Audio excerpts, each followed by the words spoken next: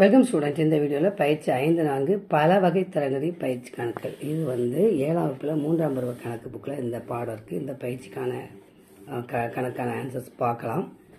முதல் கணக்கு பாருங்கள். 15 மதிப்புகளின் கூட்டு சராசரி 85 என கணக்கிடப்பட்டது. அவ்வாறு செய்யும்போது ஒரு மதிப்பு 28க்கு பதிலாக 73 என்று தவறாக எடுத்துக்கொள்ளப்பட்டது எனில் சரியான சராசரியை காண்க. பாருங்கள், 15 மதிப்புன்னு கொடுத்தாச்சு, சராசரி கொடுத்தாச்சு. இப்போ இதுக்கு பதிலாக இது அப்படின்னு சொல்லி இருக்குது. எந்த சராசரி சரியானது பார்க்கலாம். சராசரினா என்ன? மதிப்புகளின் கூடுதல் பை மதிப்புகளின் எண்ணிக்கை. இப்போ மதிப்புகளின் கூடுதல் நமக்கு என்ன கொடுக்கல, ஆனால் சராசரி கொடுத்தாச்சு, எண்ணிக்கை கொடுத்தாச்சு. இப்போ 85 மதிப்புகளின் கூடுதல் பை 15, இதுதான் நமக்கு சராசரி. அப்போ சராசரி இப்போ இந்த 15 இந்த பக்கம் போகும்போது பெருக்கலாக மாறிடும். பாருங்கள், 85 பெருக்கல் 15 மதிப்புகளின் கூடுதல். இப்போ மதிப்புகளின் கூடுதல்னால் ரெண்டையும் பெருக்கணும். பெருக்கினா எத்தனை? இந்த மாதிரி போட்டு பெருக்குங்க. 1275 அப்படின்னு வரும். இது மதிப்புகளின் கூடுதல். இப்போ தவறாக எடுத்துக்கொண்ட மதிப்பு 73. சரியாக எடுத்துக்கொண்ட மதிப்பு சரியாக எடுத்துக்கொண்ட மதிப்பு 28. சரியான சராசரி அப்படின்னா பாருங்கள், தவறான கூடுதல் மைனஸ் தவறான மதிப்பு ப்ளஸ் சரியான மதிப்பு, கீழே மதிப்புகளின் எண்ணிக்கை. இப்போ தவறான கூடுதல் நமக்கு எவ்வளவு?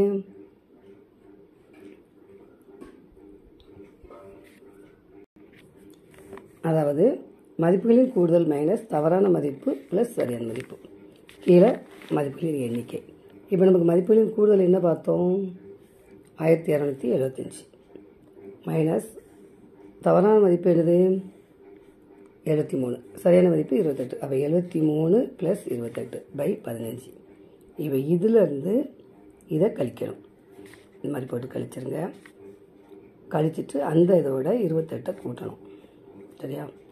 கூட்டினா நமக்கு என்ன வரும்?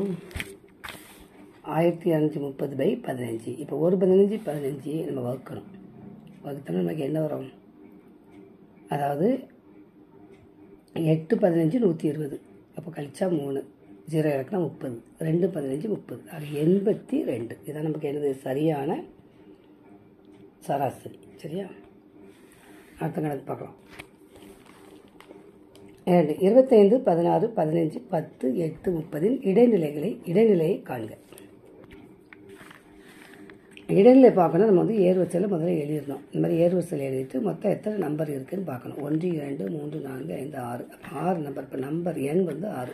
இப்போ இடைநிலை இரட்டைப்படை எண்ணில் இருக்குது. இப்போ என்ன பண்ணணும்? அரை n/2 ஆகுது இருக்குது ப்ளஸ் n/2 ப்ளஸ் 1, அதாவது n/2 ப்ளஸ் 1. இப்போ 6/2 மொத்த நம்பர் 6 தானே. 6/2 ப்ளஸ் 1. பாருங்கள், இப்போ அடி கொடுக்கும்போது 1 2 2 6. இதே அதே மாதிரி 1 2 2 6. ஆக 3 ப்ளஸ் 1 இங்கே 3.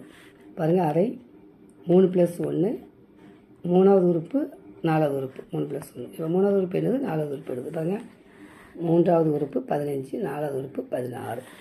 இப்போ 15 12 கூட்டினா 31. 31 அரை. இதை 2ஆல் வகுக்கும்போது என்ன ஆகும்? நமக்கு 15.5. இதுதான் நமக்கு ஆன்சர். 3 2 5 5 1 3 2 2 1 3 5 3 இது முகடை காண்க. இதுக்கு நம்ம என்ன பண்ணணும் அப்படின்னா, இதே நம்ம ஏர்வரிசையில் எழுதிட்டோம். ஏர்வரிசையில் எழுதிட்டு எந்த நம்பர் அதிகமாக வருது அப்படின்னா 2 3 தடவை வருது, 3 3 தடவை வருது, 5 3 தடவை. அப்போ எதுவுமே 1 மட்டும் அதிகம் வரல. 3 நம்பரை நம்ம எழுதணும். 2 3 5 தான் முகடு. 4 சமூக அறிவியல் தேர்வில் 20 மதிப்பெண்களுக்கு மாணவர்கள் பெற்ற மதிப்பெண்களின் சராசரியையும் இடைநிலையும் பின்வரும் மதிப்பெண்களுக்கு காண்க. 12 10 8 18 14 16. பாருங்கள், இதுக்கு என்ன கேட்கணும்? சராசரி வேணும், இடைநிலை வரணும். சரியா? பாருங்கள், ஏர்வரிசையில் எழுதிடணும். அடுத்து சராசரினா மதிப்புகளின் கூடுதல். இப்போ இது எல்லாத்தையுமே கூட்டணும். எத்தனை? 1 2 3 4 5 6 கீழே போடணும். பாருங்கள், எல்லாத்தையும் ப்ளஸ் போட்டு எழுதிட்டு 6 கீழே போடுறதுக்கு இதை விளவும் கூட்டும்போது நமக்கு 78 வரும்.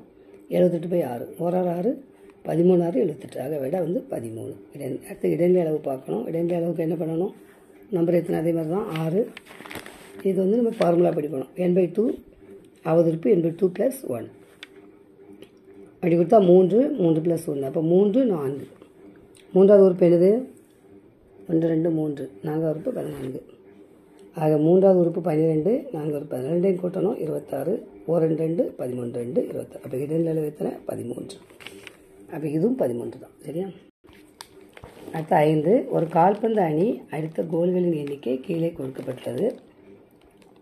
2 3 2 4 6 1 3 2 4 1 6. இத்தரவுகளுக்கான முகடையும் இடைநிலையும் காண்க. எதுக்கும் முகடு பார்க்கணும், இடைநிலை பார்க்கணும். முதல்ல வந்து ஏர்வரிசையில் எழுதிடலாம். ஏர்வரிசையில் எழுதும்போது நமக்கு 2 வந்து அதிகமாக இருக்குது. அப்போ 2 நம்ம போடலாம். இதான் முகடு. இடைநிலை அளவு அப்படிங்கும்போது நமக்கு எத்தனை? 1 2 3 4 5 6 7 8 9 10 11 நம்பர். 11 வந்து ஒற்றைப்படை. ஒற்றைப்படைனா என்னது? n/2 + 1. இதான் வந்து ஃபார்முலா. இப்போ n/2னா நம்பர் ஆஃப் 11/2 + 1. அவங்க 12/2 வந்து 1 2 2 6 2 2 6. ஆக 6வது உறுப்பு எத்தனை? அப்போ 6னா 6வது உறுப்பு. 6வது உறுப்பு எத்தனை இருக்குது? 1 2 3 4 5 6. அப்போ 3 தான் நமக்கு என்னது? இடைநிலை அளவு. அடுத்து 6ஆம் கணக்கு. 6 11 13 12 4 2 சராசரியை முகடையும் காண்க. எங்கேயும் நமக்கு சராசரி முகடு பார்க்கணும். பாருங்கள், சராசரி வந்து மதிப்புகளின் கூடுதல் பை மதிப்புகளின் எண்ணிக்கை. இப்போ எல்லாத்தையும் நம்ம கூட்டணும். கூட்டிட்டு 6ஆல் வைக்கணும். மற்ற 6 நம்பர் இருக்குது. ஆக எல்லாம் முதல்ல 48. 48 6ஆல் வைக்கணும். 1 6 6 8 48. ஆக 8. சராசரி வந்து 8. முகடுன்னு பார்க்கும்போது நம்ம வந்து ஏர்வரிசையில் எழுதிடணும். ஏர்வரிசையில் எழுதிட்டு பார்த்தா ஒரு நம்பராவது அதிகமாக வரல. எல்லாம் ஒரே ஒரு தடவை வந்திருக்கு. அப்போ இதுக்கு முகடு இல்லை அப்படின்னு எழுதிடணும். அடுத்து மேற்சிந்தனை கணக்கு. 6 மாணவர்களின் சராசரி மதிப்புகள் 8 ஆகும். மேலும் ஒரு மாணவனின் மதிப்பெண்ணும் சேர்க்கப்பட்டு சராசரி இன்னும் 8ஆக உள்ளது எனில் சேர்க்கப்பட்ட மாணவனின் மதிப்பெண்ணை காண்க. பாருங்கள், சேர்க்கப்பட்ட மாணவனின் மதிப்பெண் வந்து x. சராசரி வந்து மதிப்புகளின் கூடுதல் பை மதிப்புகளின் எண்ணிக்கை 8. அதாவது விவரங்களின் மதிப்புகளின் கூடுதல் பை 6.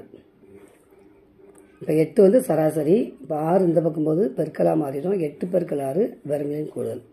அப்போ விவரங்களின் கூடுதல் வந்து 48. புதிய சராசரி விவரங்களின் கூடுதல் பை விவரங்களின் எண்ணிக்கை அதே தான். 8 வந்து 48 + x/7. ஏன்னா நம்ம ஒன்று வந்து நம்ம கூட்டியிருக்கோம். இப்போ ஃபஸ்ட்டு 6ஆக இருந்தது, இன்னொரு பையனை கூட்டியிருக்கோம். அப்போ 8 பெருக்கு இந்த பக்கம் 7 வரும்போது 8 பெருக்கலாம் மாறும். 8 × 7 48 + x. இப்போ 8 × 7னா 56. இந்த 48 இந்த பக்கமும் மைனஸாக மாறிடும். 56ல் 48 கழிச்சா 8. அப்போ x வந்து 8. சரியா? இதான் கணக்கு. பின்வரும் தரவுகளுக்கான சராசரி முகடு மற்றும் இடைநிலை காண்க. 22 15 10 10 24 21. பாருங்கள், சராசரியானது மதிப்புகளின் கூடுதல் பை மதிப்புகளின் எண்ணிக்கை. பாருங்கள், 1 2 3 4 5 6 நம்பருக்கு 6. விளம் கூட்டினா நமக்கு 102 வரும். 102/6. இப்போ நம்ம அடி கொடுத்தோம்னா 17. அடுத்து முகடு என்னென்னா நம்ம வந்து இதை வந்து எழுதியாச்சு. அதிகமான தடவை 10 தான் வந்திருக்கு. அப்போ முகடு வந்து என்னது? 10. அடுத்து கொடுக்கப்பட்ட தரவுகளின் இடைநிலை காண்க. 14 -3 0 -2 -8 13 -1 7. சாரி, இப்போ 8ஆம் கணக்குக்கு வந்து இடைநிலை அளவு நம்ம பார்க்கல. இடைநிலை அளவு பாருங்கள். இதை வந்து ஏர்வரிசையில் எழுதியாச்சு. நம்பர் எத்தனை? 6. 6/2 + 6/2 + 1. பாருங்கள், இப்போ வந்து அடி கொடுத்தோம்னா நமக்கு 3 + 1 வரும். அப்போ 3ஆம் நம்பரும் 4ஆம் நம்பரும். 3ஆம் நம்பர் 15, 4ஆம் நம்பர் 21. இடை கொடுத்தா 36. அப்போ அடி கொடுத்தா 18. ஆக இதுக்கு இடைநிலை அளவு எத்தனை? 18. இனி நம்ம 9வது கணக்கை பார்க்கலாம். பாருங்கள், தரவுகளின் ஏர்வரிசை. தரவு ஏர்வரிசை என்னது? -8 தான் சின்ன நம்பர். -3 -2 -1 0 7 13 14. இப்போ வந்து நம்ம இந்த எண்கதிரில் போட்டோம்னா மைனஸ்லாம் இந்த பக்கம் வரும், ப்ளஸ்லாம் இந்த பக்கம் வரும். அந்த மாதிரி நம்ம போடணும். இடைநிலை அளவு தானே உங்களுக்கு ஈஸியாக நான் சொல்லி தரேன். நடு உறுப்புகளின் சராசரி. இப்போ இதை வந்து இதையும் ஒரு அடி அடிச்சிடணும், இதையும் ஒரு அடி அடிச்சிடணும். இங்கே ஒன்று, இங்கே ஒன்று வெட்டணும். இங்கே ஒன்று, இங்கே ஒன்று வெட்டோம்னா -1 0 தான் நமக்கு வந்து என்னது வரும்? நடு உறுப்புகள் வரும். நடு உறுப்பு போட்டு /2 போட்டால் -1 கூட ப்ளஸ் 0 கூட்டும்போது -1/2. இப்போ வகுத்தோம்னா 0 + 5. பாருங்கள், 1 2ஆல் வகுக்கும்போது 1 வந்து 2 இல்லை, நம்ம 0 போட்டுறணும். இடத்துல ஒரு புள்ளி வச்சுட்டு இங்கே ஒரு 0 சேர்க்கணும். இப்போ 10ல் 5 2. சரியா? இந்த மாதிரி வரணும். ஆக 0.5 -0.5. அடுத்து 10ஆம் கணக்கு முதல் 10 பகா எண்கள் மற்றும் முதல் 10 பகு எண்களின் சராசரியை காண்க. பாருங்கள், முதல் 10 பகா எண்ணானது 2, 3, 5, 7, 11, 13, 17, 19, 23, 29. இது வந்து என்னென்னா அந்த எண்ணு தான் அதை வகுக்கும், எந்த எண்ணும் வகுக்காது. சரியா? இப்போ 2ன்னா 2ஆல் தான் வகுக்க முடியும், 3ன்னா 3ஆல் முடியும். 1ம் அந்த எண்ணால் வகுக்கக்கூடிய எண் தான் பகா எண்கள். இதை வந்து கூட்டணும். கூட்டி எத்தனை நம்பர்? 10. 129/10. அப்போ நமக்கு 12.9. 10ஆல் அடி கொடுக்கும்போது 10, அதாவது 12 10 120.9. சரியா?